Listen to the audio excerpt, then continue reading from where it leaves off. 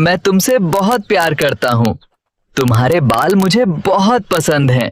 अजी, आप भी ना? बस बहुत हो गया, अब मैं नहीं सहूंगी, मुझे कुछ करना ही पड़ेगा। लो दीदी, गए ये तुम्हारे लंबे और खूबसूरत बाल। अब देखती हूँ तुम्हें कौन पसंद करता है। राधिका कितनी सुंदर हैं। हाँ, उसके बाल कितने लंबे काले हैं। राधिका का स्वभाव भी उतना ही सुंदर था, सीधी, भोली और सबकी मदद करने वाली। उसका इस दुनिया में उसकी छोटी बहन के अलावा कोई नहीं था। उसकी छोटी बहन विविधा उसके विपरीत स्वभाव की थी। कुछ समय बाद उसकी शादी पास के ही गांव के एक समझदार और मेहनती युवक कृष्णा से हुई। ओम मंगलम भगवान विष्णु मंगलम पुरनेच। आप दोनों आज से पति पत्नियां हैं। कृष्णा राधिका से बहुत प्यार करता था। वो अक्सर उसके बालों को सुलझाते हुए मुस्कुराकर कहता, राधिका, तुम्हारे बालों में जैसे पूरी चांदनी बसती है। तुम्हारे लंबे काले बालों से मैं बहुत प्यारा करता हूँ, और तुमसे भी। बस बालों को हमेशा ऐसे ही रहने देना। आप भी ना कर। राधिका शर्मा जाती और दोनों की जिंदगी प्यार और खुशियों से भर जाती। राधिका की छोटी बहन विविधा को राधिका और कृष्णा ने अपने साथ ही रखा। राधिका अपनी छोटी बहन को अकेला नहीं छोड़ना चाहती थी, इसलिए उसने उसे अपन साथ ही रख लिया। अजी, आप क्यों कर रहे हैं? मैं कर लूंगी। भाई, मैं तो अपनी पत्नी की मदद लूंगा, मुझे तो कोई दिक्कत नहीं है। शुरुआत में वह बहुत अच्छी और अपनापन दिखाने वाली थी, लेकिन धीरे धीरे उसके मन में जलन और लालच पनपने लगा।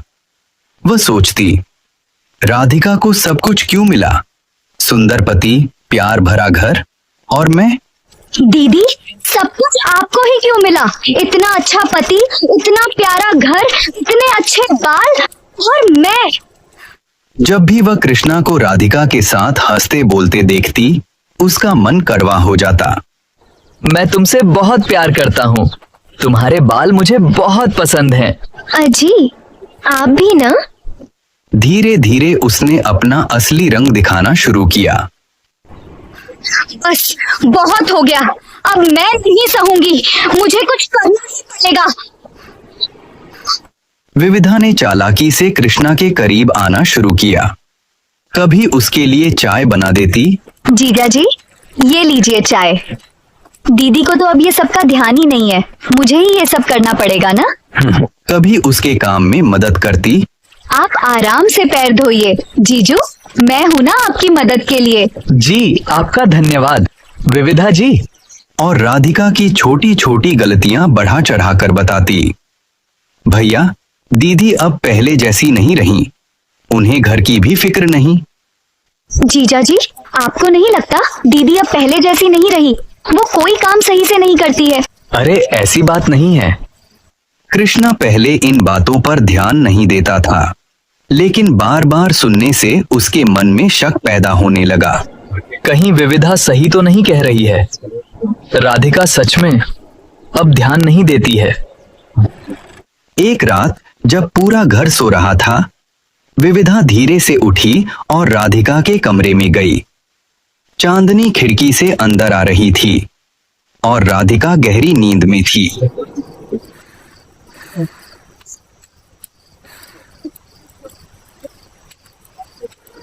विविधा ने धीरे से एक कैंची निकाली और बिना आवाज किए राधिका के सारे लंबे बाल काट दिए।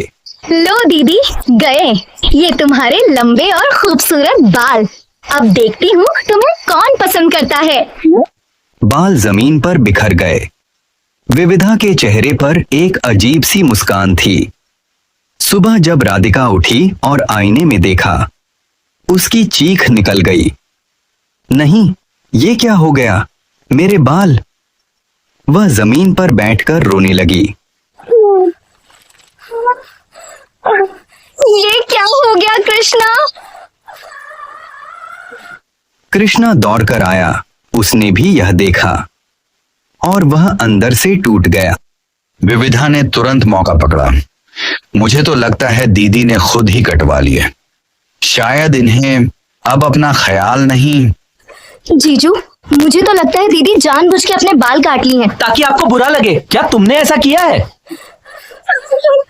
कृष्णा का दिल धीरे धीरे बदलने लगा। मैंने नहीं किया है, मेरा यकीन करिए। ये तुमने ठीक नहीं किया राधिका।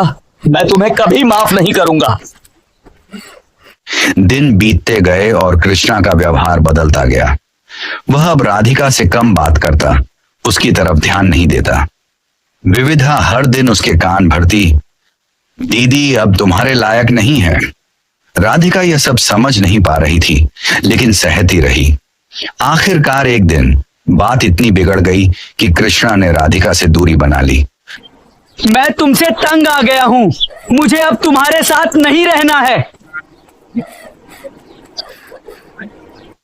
और कुछ समय बाद विविधा से शादी कर ली। राधिका के लिए यह सब किसी बुरे सपने जैसा था।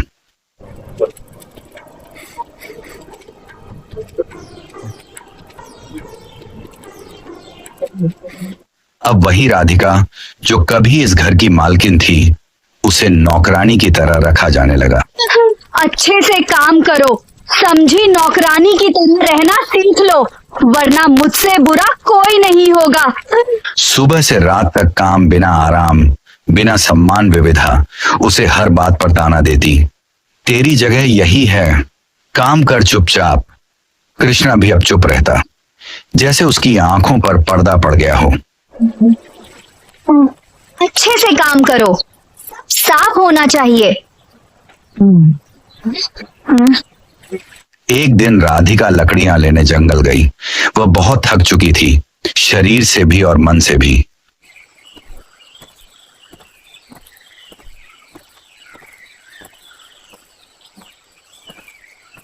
चलते चलते वह एक अनजान रास्ते पर पहुंच गई, जहां वह पहले कभी नहीं गई थी। अचानक उसकी नजर एक चमकते हुए तालाब पर पड़ी।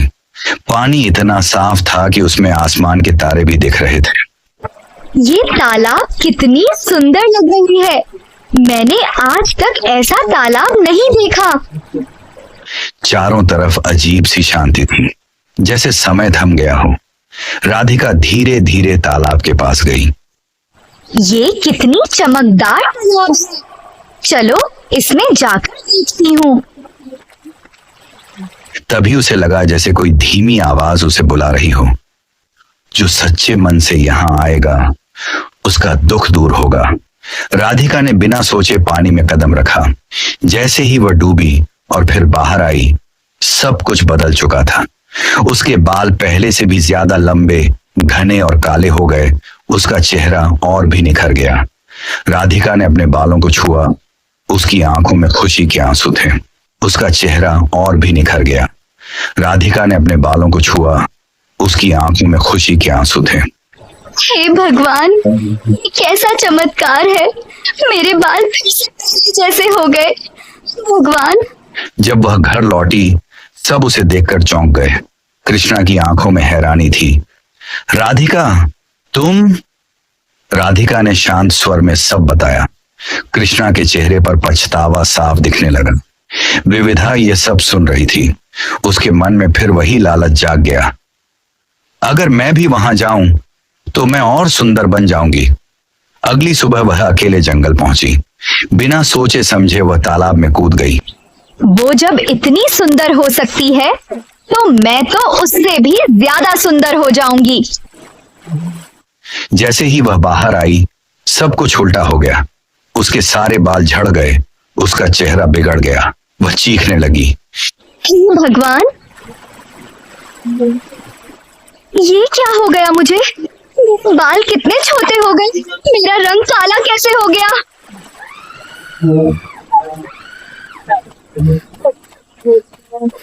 नहीं, ये क्या हो गया? जब विविधा घर लौटी, सब कुछ साफ हो गया। कृष्णा को अब पूरी सच्चाई समझ आ गई। राधिका के साथ हुआ अन्याय और विविधा का धोखा। देखिए ना, मेरे साथ ये क्या हो गया। भगवान, क्या करूं? उसने गुस्से में कहा, तुमने हमारे रिश्ते को तोड़ा। अब यहाँ तुम्हारी कोई जगह नहीं। तुमने जो किया वो सही नहीं था। मैं तुमसे नाराज नहीं हूँ। आपका दिल इतना बड़ा क्यों है? मैंने इतना गलत कह दिया। हमारी बहन ने तुम्हें इतना प्यार दिया और तुमने हमारे साथ ऐसा किया। मैं जानती हूँ मेरी गलती माफी के लायक नहीं है। कृष्णा धीरे धीरे राधिका के पास आया। उसकी आंखों में पछतावा था। मैंने तुम्हें बहुत दुख दिया, क्या तुम मुझे माफ करोगी? राधिका, मुझे माफ कर दो, मैंने तुम्हारे साथ बहुत गलत किया। आप माफी मत मांगिए, इसमें आपकी कोई गलती नहीं है।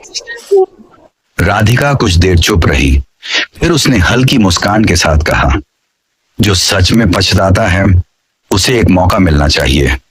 कृष्णा की आंखें भर आईं। दोनों ने फिर से एक नई शुरुआत की। अब घर में फिर से वही प्यार, वही अपनापन लौट आया। मैं अब तुमसे दूर कभी नहीं जाऊंगा, हमेशा तुम्हारे साथ रहूंगा। मैं भी। राधिका के बाल हवा में लहराते और उसकी मुस्कान अब पहले से भी ज्यादा गहरी थी। गांव के लोग फिर से उसकी कहानी सुनाते, लेकिन अब सिर्फ उसकी खूबसूरती की नहीं, उसके सब्र और सच्चाई की।